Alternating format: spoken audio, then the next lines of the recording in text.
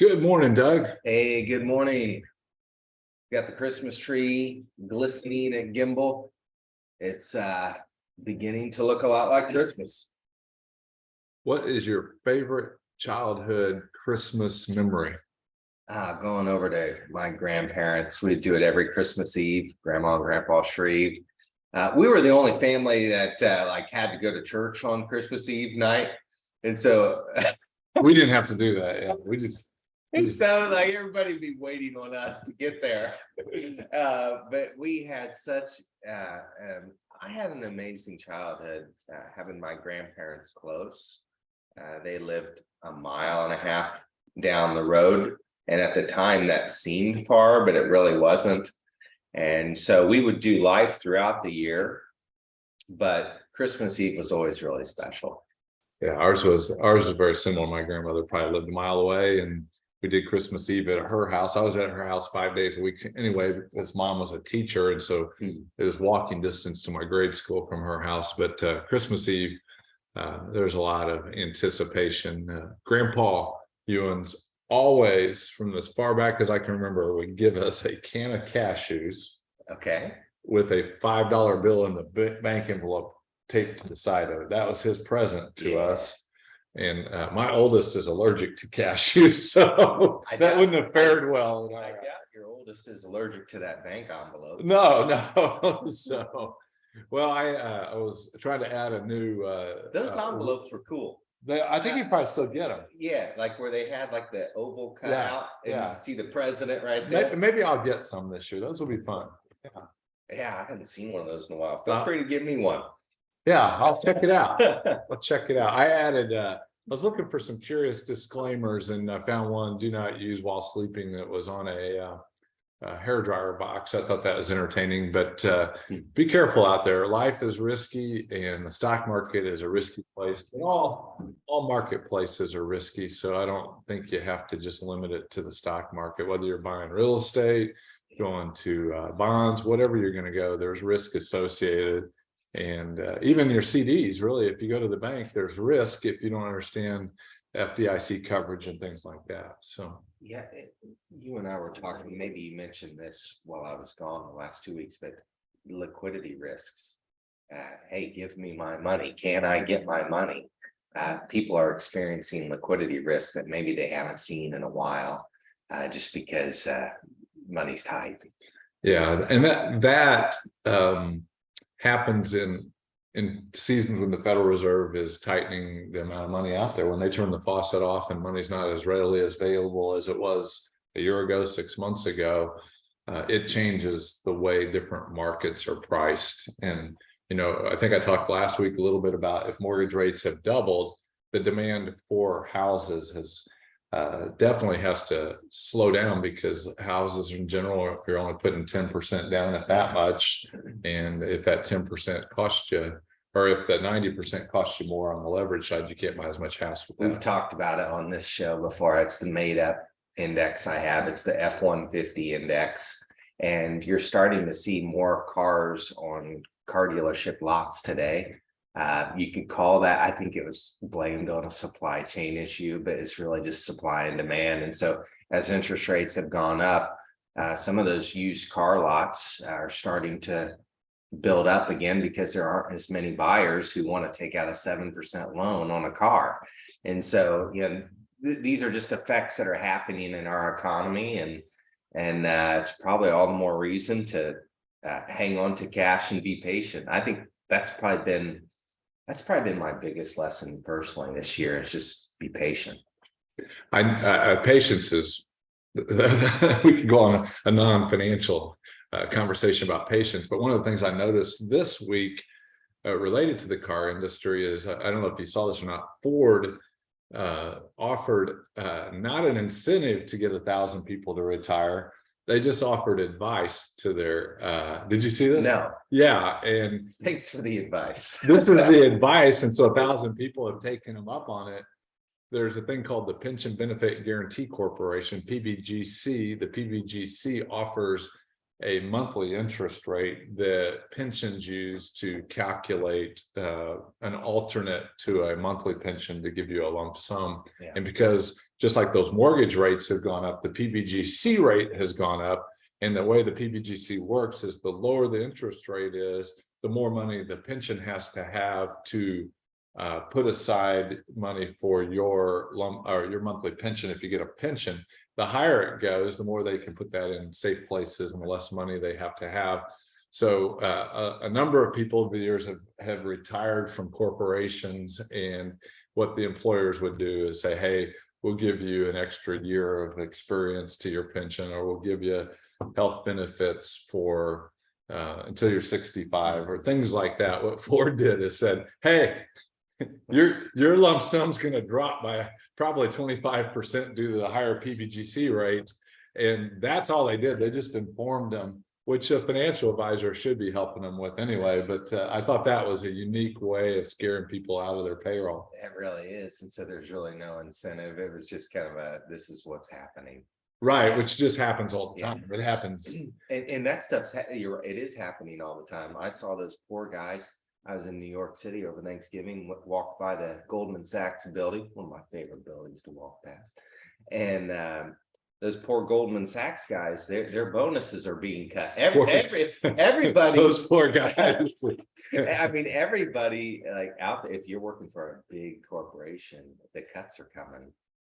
Yeah, and I'm only smiling because the economy is the economy. It ebbs and flows. The longer we go between recessions, the more forgetful people are to what a recession is. I was talking to one of our clients this week, and I just got real quiet while he was talking to us, because what he said, he just said it off the top of his head, and it was really, I thought, very profound. He said, we're all human and our memories are only so good. I think he's 85. He said people have a difficult time recalling the past with a short time of prosperity. And I was like, that's really what happens in the economy, is the memories of a non-prosperous time. Those pains when we go through those recessions are vivid, but it doesn't take long for people to forget them and what all happened in those times. And that's just really, it's what we talk about on the stock market every week. It's just human nature, the forgetfulness of humans cause just the rhythm of the economy and the market to happen over and over again. As a stock market investor, that's what gives me hope about the market, is there may be bots that take over the universe someday. Right. I have no idea. But you could have all the information in the world, all the facts in the world in front of you all the time, but it doesn't change your feeler. Right. And so there's greed, there's fear of loss, there's all kinds of emotions that go onto the price of the stock and the volume of a decision of buying and selling. And so I like that. I like that the market's still based on that. And I think it will always be based on that. And I think we talk about this, I think, a lot, but I think part of the whole idea, I was having a conversation with one of my children this recently about like living life, like taking into account your feelings and emotions. However, they're kind of like the tail on a dog. It's just, it's not what's really going on. And so to use your thinker first and then allow your feeler to kick in. But what I've discovered with some of the changing of the color of my hair is the things that I used to feel anxious about don't really bother me today. And the things that might cause some anxiety today are things that probably a 20-year-old wouldn't even think about. And so, so you might be able to tell, artificial intelligence to try to think what the feeler might feel like. But I think how that feels to different people is not really, maybe they'll be able to replicate the feeler, but my gut is they won't be able to. Yeah. Well, let's look at the market. What do you say? Yeah. We are going to look at the S&P 500 here. We normally will draw this trend line for you from this peak in January all the way down through here. Look at that. Look at those 1, 2, 3 tops. And Keith and I normally like to see stuff like this. Right. Where the prices are coming up to Keith's red line that he drew. And the thing that we're missing is we're missing an explosion of price through that red line. Well, and we tried to act on this day right here where we had some volume and it kind of looked like it was exploding above this 200 day. And we put our toes in the water on your behalf on that. But we're also, I put together something to talk about risk and how we're looking at risk later in the show to help people see it. But it doesn't look like it's gonna hold up I here. guess here's what I'm encouraged by though is so that green line. I don't know if you guys can see that on your phones or your computers, however you're watching this, but that green line it's another important one. It's a 21 day and it's kind of hovering right along that, which is good. It didn't just blast underneath it like it did earlier this summer. And so when we got up there in July, and so we'll see, but patience again. I mean, that's the name of the game. Yeah, I think it's reasonable to suspect that when we get probably at this level here above the 200-day moving average, we'll probably start showing a little bit more aggression on our buys. But we put a little one in to see if it's going to hold it. This, like I said, this was kind of a positive day in the market. Explain that blue line real quick, just in case we have some folks who. Let me clear out some of my noise here real quick. So so the blue line down below here is the volume of activity that's going on in the market, and the average, what is that, about 10 billion shares a day or something crazy going on out there in the market. And here it shot up on, let me switch off this. On the 30th of November, we had a big volume day, which could be explained by a lot of different things, but the market acted in a way that we were kind of looking for. We were looking for a big up day. A lot of buyers. Yeah, and it's holding that same level that it was right around that when that started. So we'll see how the days ahead unfold, but ideally we'd love to see that the red trend line that I showed you to begin with, we'd like to see that taken out and give us an indication that we're no longer in a downward trend. This is the NASDAQ. Again, I can draw a trend line for y'all just to give you a flavor of what's going on here. Peaked out November 22nd last year and connect these tops right here. It didn't even on this rally, the NASDAQ stocks didn't even rally back up to that same thing. So if you got stocks that would be represented by the NASDAQ, or if you're not sure, if you got friends or family that aren't sure, that one still is probably, if you're going to make portfolio alterations, that one's probably worth considering making some year-end decisions, and we're happy to talk those through you. This isn't a particular recommendation. I'm just saying those stocks have, a lot of those in there have taken such dramatic hits in 2022. It may be a long time before some of those come back.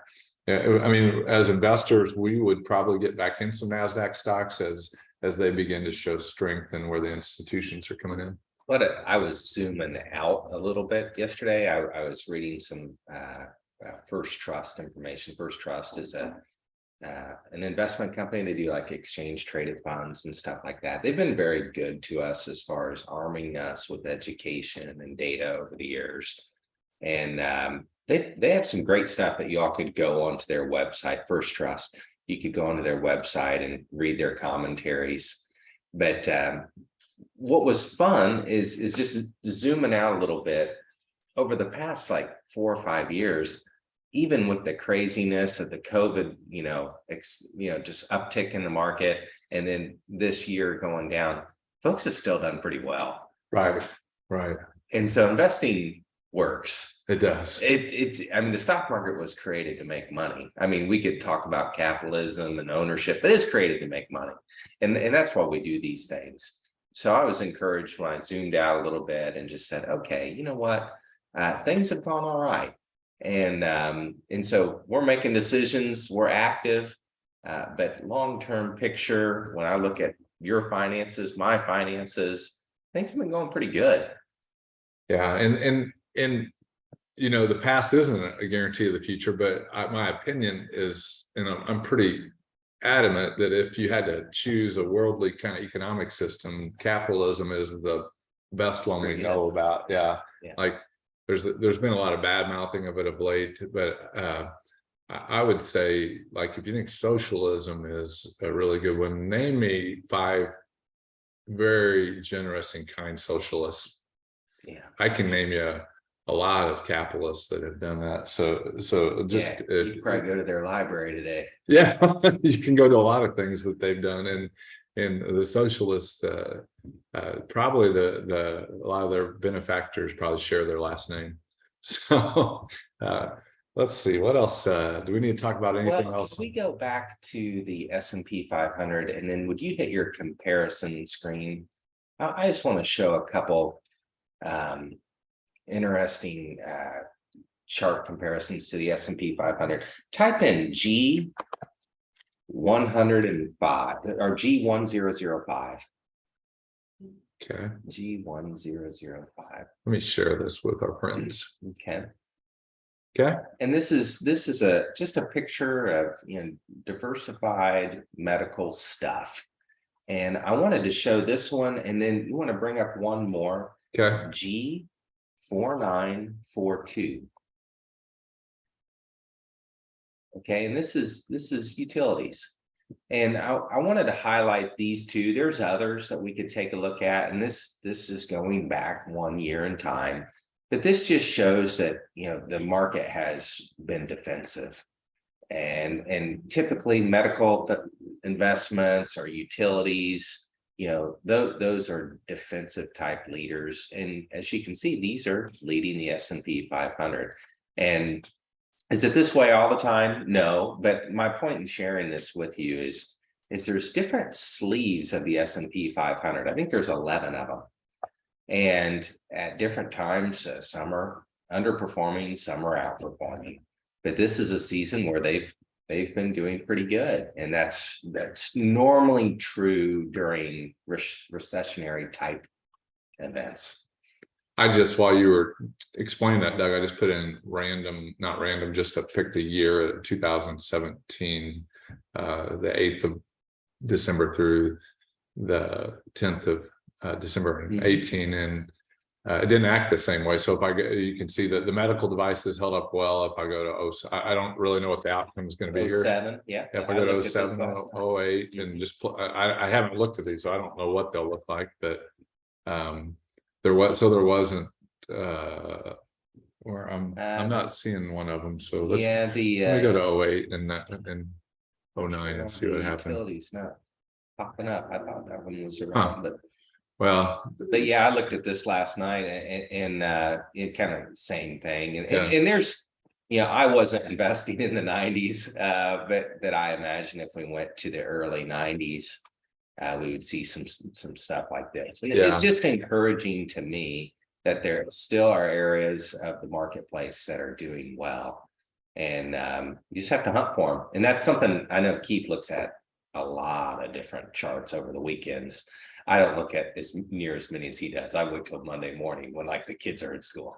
But when we look at these throughout the weekend or Monday morning, we can see trends. And that's something that we've become very interested in over the years. And the trends basically dictate, hey, this is what's moving in the marketplace. This is what's not. Yeah. So one of my kind of indicators I look at, I show you all this pretty regularly, but these are the stocks represented in our database as of this morning. Again, some reason I might have to call them and ask them what all is going out, because we've lost 22 stocks since a month ago, but the number of stocks is declining. So it suggests there aren't a lot of initial public offerings. Since last week, more than half of the short-term 21-day moving average stocks are below their 21-day moving average. That's that green line we looked at earlier. Yeah, so the short-term trend is definitely not looking good. The 50-day, they didn't lose the 50-day this week, but they picked up about 50% more stocks that dropped below it. And we had a little bit of recovery going on the 200-day, and it reverted back last week or over the last week. So that's just showing you that this current month, we're not seeing a Santa Claus rally like a lot of people had suggested. And a Santa Claus rally is just I don't think I ever shared that. So I just talked to you guys through it since I didn't share it, but we didn't see a Santa Claus rally, which Santa Claus rally is just saying in December, a lot of people start buying. to get bargains going into the new year. And so far that hasn't happened. It could still happen, and we're ready to act on your behalf if it does. I wrote an article in this month's Anchor that you'll be receiving, talking about some of the peculiarities in the market in the month of December. And so you can kind of keep your eye out for that. And here's one of the things, I hadn't shown this to you, Doug, but I'll share this with you all just to talk about one of the ways we look at risk. I was talking to a financial advisor this morning, a friend of mine, and ultimately risk is an unexpected outcome. Yeah. And that's why there's insurance, like, unexpected outcome on your car on the way home or whatever. I mean, you can narrow down the risk because insurance plugs in a possible expectation, right? And so his example to me is it riskier to jump out of an airplane with or without a parachute? And of course the natural response would be without. But with that definition of unexpected outcome, it's actually riskier to jump out with a parachute, because if you jump out without a parachute, you have 100% expectation that what your outcome is going to be. So knowing the outcome on life, you don't know. Even though you may not like the outcome. Well, I mean, you made the decision, right? And so just realizing that there's all kinds of definitions of risk, but that's one that I usually think of. But when we're building a portfolio on your behalf and thinking through risk, what we're saying is, what amount of your portfolio are we going to subject to risk? And I just used a reasonable number of $100,000. If you entrust $100,000 and we're eyeballing something we want to put in your portfolio, and depending on what it is, maybe we have a target position size of 7%. So we would like to get $7,000 of your 100,000 in that position. Most likely, we're not going to subject the whole portfolio to that with one buy. We're going to probably step in with a $3,000 buy, a 3% buy. And then by us incorporating what we call stop losses, or limiting the risk of that portfolio, because our expectation when we go in is we're going to make money for you on it. It's going to go. Yeah, it's going to go up. That's our expectation. Yeah. The risk is it doesn't do what we expected. And the reality is, being half right would be amazing. Yeah. And so for us to not limit losses would be us to ignore that we're going to be wrong from time to time. And we're honest enough to say that. So having a limitation in a portfolio risk assessment as we're building it on your behalf is what this really shows. So in this example, if we're going to only subject 3,000, and let's say we used a 10% stop loss, saying we're not going, if it drops below this part, we were wrong on our initial assessment, and we're going to take a 10% loss, which is $300 or 0.3% of your 100,000. So we've measured the risk, and we can't control that this exactly happens because there's things in the market that we don't have control of. But on a normally active market, a lot of times it'll happen very similar to this.